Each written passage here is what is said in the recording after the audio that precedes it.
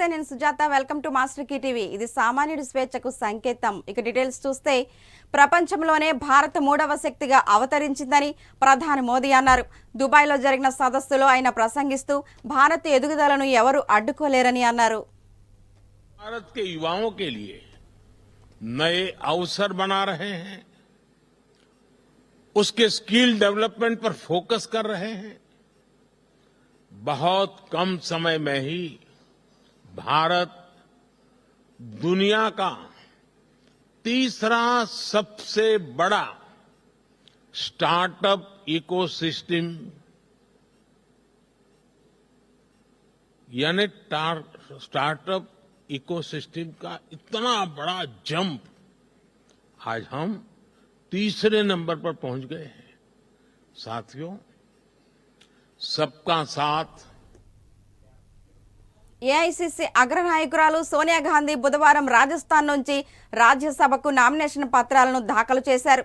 సోనియా ఎన్నికలు కావడానికి కావలసిన పూర్తి బలం రాజస్థాన్లో కాంగ్రెస్ పార్టీకి ఉంది. ఆమె నామినేషన్ దాఖలు సమయంలో రాహుల్ గాంధీ, ప్రియాంక గాంధీ, అశోక్ గెహ్లోట్, గోవింద్ సింగ్ దోస్తాలున్నారు. రాయ్బరేలీ నుంచి 5 సార్లు బరిలో నిలిచిన సోనియా గాంధీ తొలిసారి రాజ్యసభకు నామినేషన్ పత్రాలు దాఖలు చేశారు.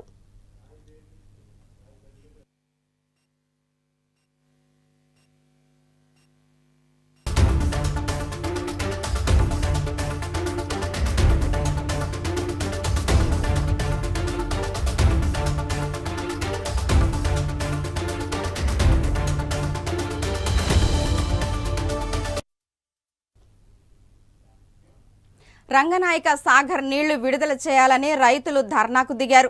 సిద్దిపేట ప్రాంతంలో నీళ్లు లేక పంటలు ఎండిపోతున్నాయని, వెంటనే రంగనాయక సాగర్ ఎడమ కాలువ ద్వారా నీళ్లు విడుదల చేసి కుంటలు, చెరువుల్లో నీటిని నింపకపోతే రైతులకు ఆత్మహత్య దిక్కని ఆవేదనను వ్యక్తం చేస్తూ ఇరిగేషన్ ఎస్ఈ కార్యాలయం ఎదుట ధర్నా చేశారు. గంగాపూర్, చిన్న కోడూరు గ్రామాల రైతులు ఈ కార్యక్రమంలో పాల్గొన్నారు.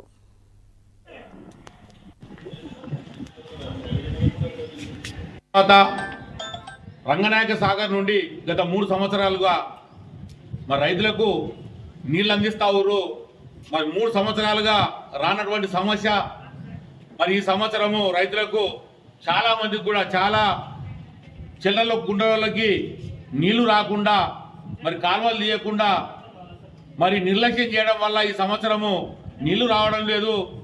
మరి గంగపురం, చిన్నకోడు చాలా గ్రామాల్లో చాలా చెల్ల కుంటలో నీళ్లు రాక మరి ఇలా వేసుకున్నటువంటి వరి పంట కావచ్చు, పొద్దురుడు కావచ్చు, మక్క కావచ్చు, మరి ఆంధ్ర పంటలు కూడా మిర్చి, టమాటా కూడా ఎండిపోతా ఉంది నీళ్ళు అందక. మరి ఇంకొక వారం రోజులు అయితే పూర్తిగా పంటలు ఎండిపోతాయి. మరి తక్షణమే దీని మీద ఉన్నతాధికారులు, నాయకులు, మంత్రులు మరి సమీక్ష చేసి ఇక్కడికి వచ్చి త్వరగా ఆ యొక్క ఎక్కడైతే సమస్య ఉందో ఆ సమస్యను తీర్చి మరి ఒక చెల్లకు కుంటలకు నీళ్ళు ఇచ్చినట్లయితే మరి ఆ చెరువు కుట్ల కింద ఉన్నటువంటి రైతులు మరి ఆ పంటలు పండించుకుంటారు. లేకుంటే ఈసారి పంటలు పండకుండా కనుక ఉరేసుకొని సచ్చేటువంటి పరిస్థితి ఏర్పడుతుంది.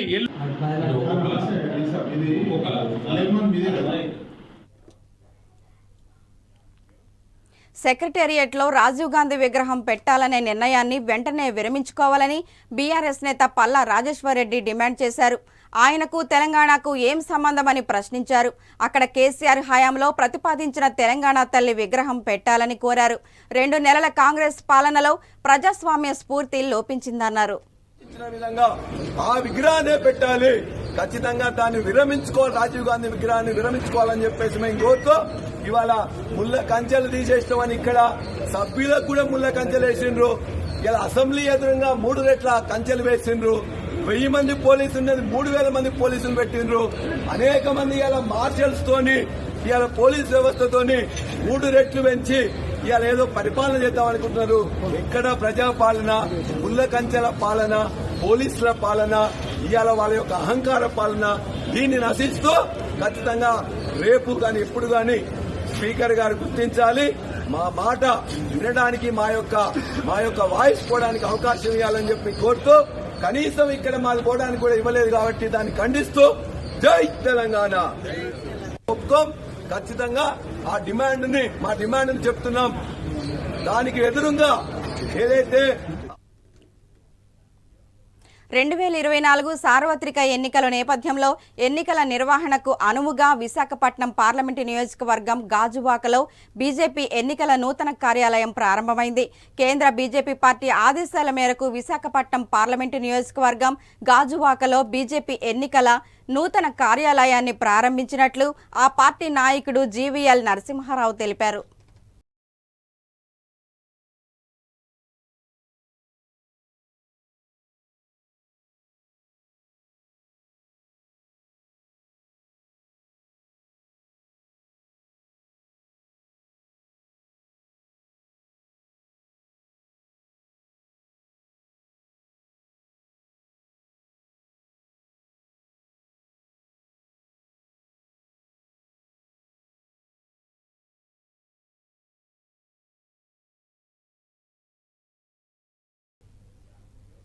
అంబేద్కర్ కోనసీమ జిల్లా అమలాపురం నియోజకవర్గంలో జనసేన పార్టీ అధినేత పవన్ కళ్యాణ్ అమలాపురం పర్యటన రద్దయింది. పవన్ కళ్యాణ్ అమలాపురం పర్యటనలో భాగంగా భారీ ఫ్లెక్సీలు ఏర్పాటు చేసిన రాజబాబు అభిమానులు తీవ్ర నిరాశకు లోనయ్యారు. పవన్ కళ్యాణ్ ముఖ్యంగా కొంతమంది క్రైస్తవ పెద్దలతో ముఖ్య సమావేశాలు రద్దయినట్టు జనసేన పార్టీ అమలాపురం నియోజకవర్గం ఇన్ఛార్జ్ శెట్టిబత్తుల రాజబాబు మీడియా సమావేశంలో తెలియజేశారు. జనసేన కార్యకర్తలతో పవన్ కళ్యాణ్ ముఖ్య సమావేశం ఉంది. కానీ పవన్ కళ్యాణ్కి ప్రజల నుంచి వస్తున్న ప్రజాదరణ చూసి సైకో జగన్మోహన్ రెడ్డి పవన్ కళ్యాణ్ పర్యటనకు అనుమతులు రద్దు చేశారని అన్నారు.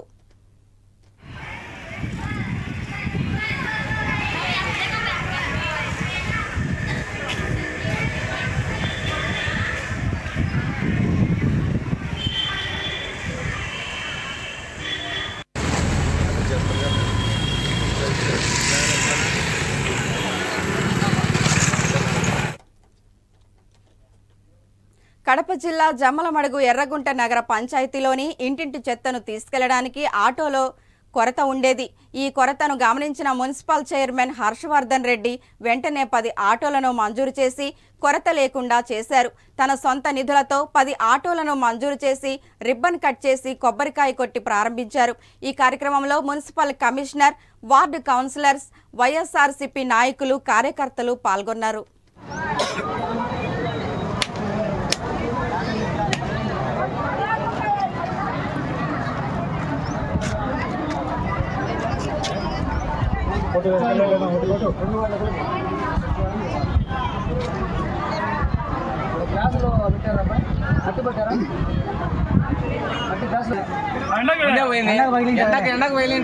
మంచిగా ఎక్కడంతా చూడు బలంగా కొట్టు. అబ్బా ఫోటో అట్టబడాలి.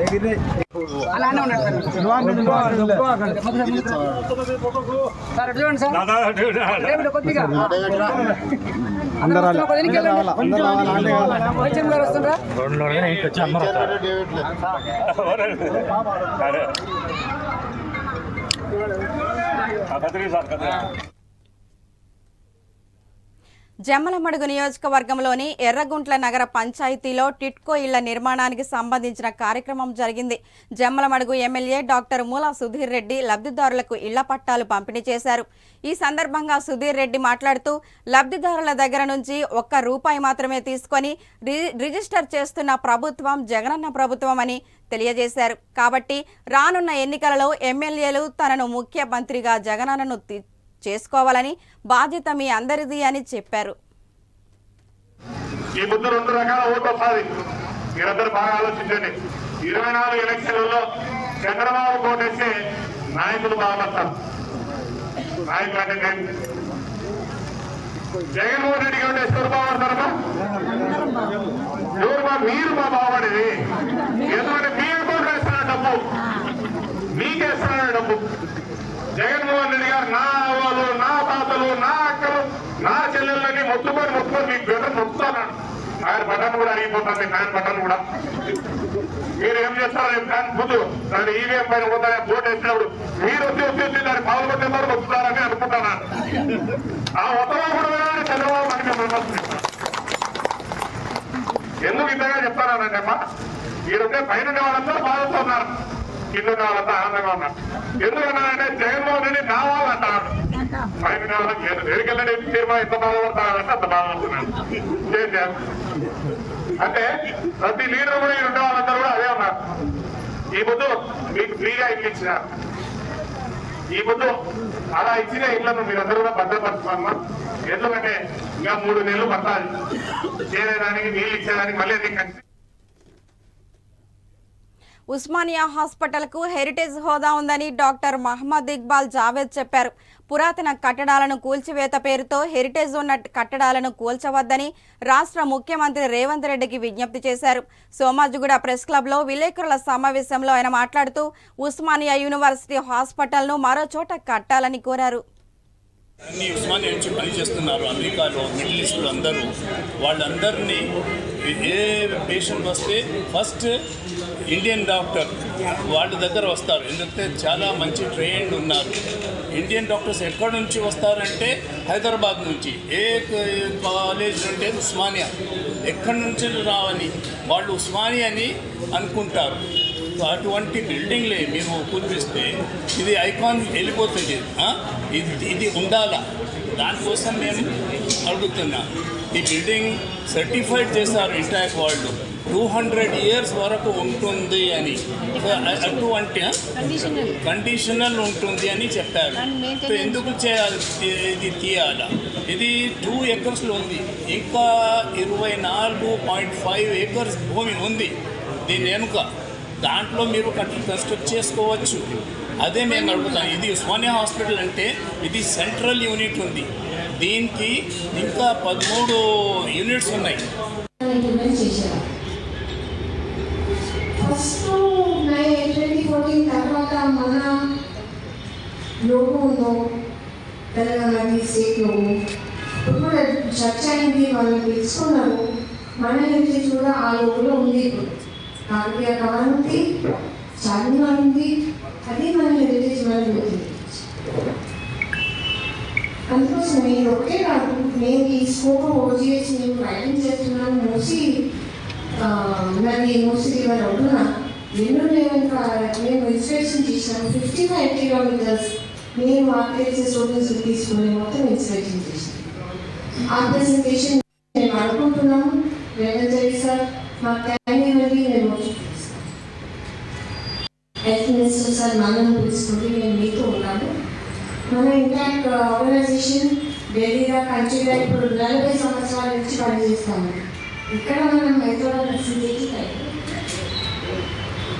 1985-1986 నుంచి మేము ఇక్కడ పనిచేస్తున్నాము.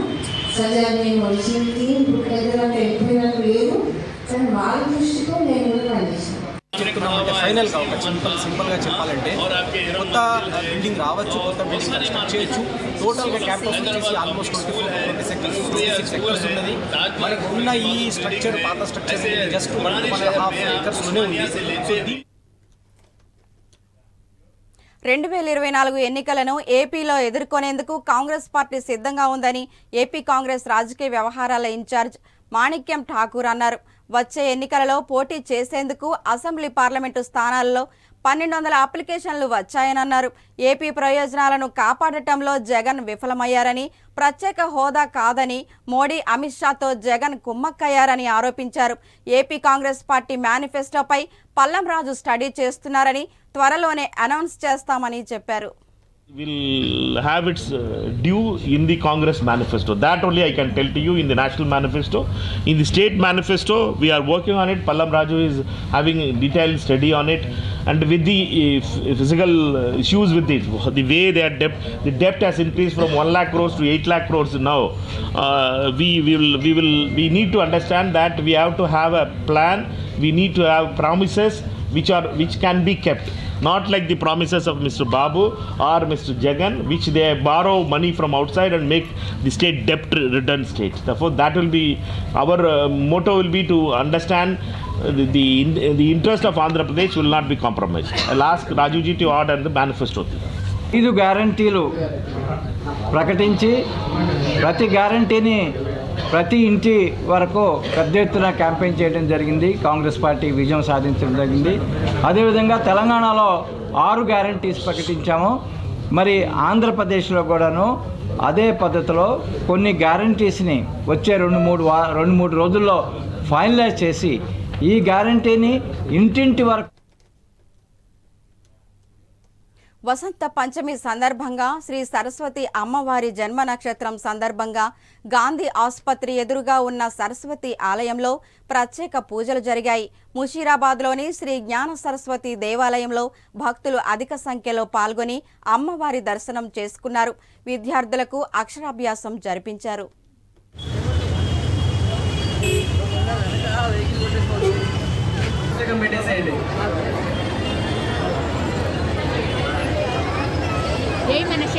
జాకెట్ పట్ట పెట్టండి. పుస్తకం మీద జాకెట్ పట్ట పెట్టేసేయండి. జాకెట్ పట్ట మీద 2 తమలపాకులు పెట్టాలి.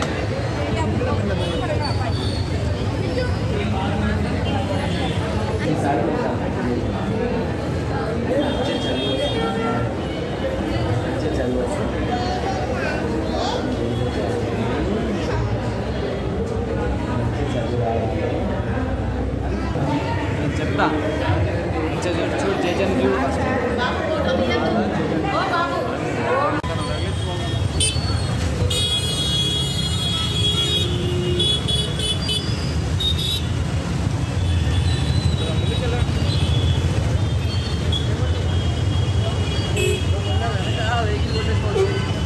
పుస్తకం పెట్టేసేయండి.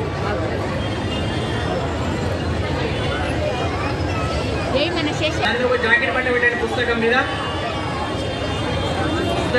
జాకెట్ పట్ట పెట్టేసేయండి. జాకెట్ పట్ట మీద 2 తమలపాకులు పెట్టాలి.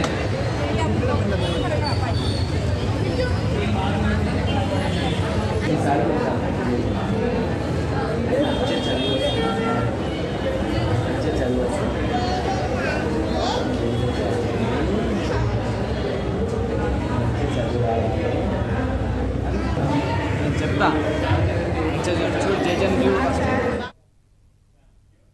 తెలంగాణ నుంచి రాజ్యసభ ఎన్నికల్లో పోటీ చేసే అభ్యర్థులను కాంగ్రెస్ హైకమాండ్ ఖరారు చేసింది. రాష్ట్రం నుంచి 2 అభ్యర్థులను కాంగ్రెస్ బరిలోకి దింపుతోంది. ఫైర్ బ్రాండ్ రేణుకా చౌదరి, ఎం అనిల్ కుమార్ యాదవ్లను రాజ్య సీట్లను కేటాయించింది. ఈ మేరకు ఐసీసీ నుంచి అధికారిక ప్రకటన వెలువడింది.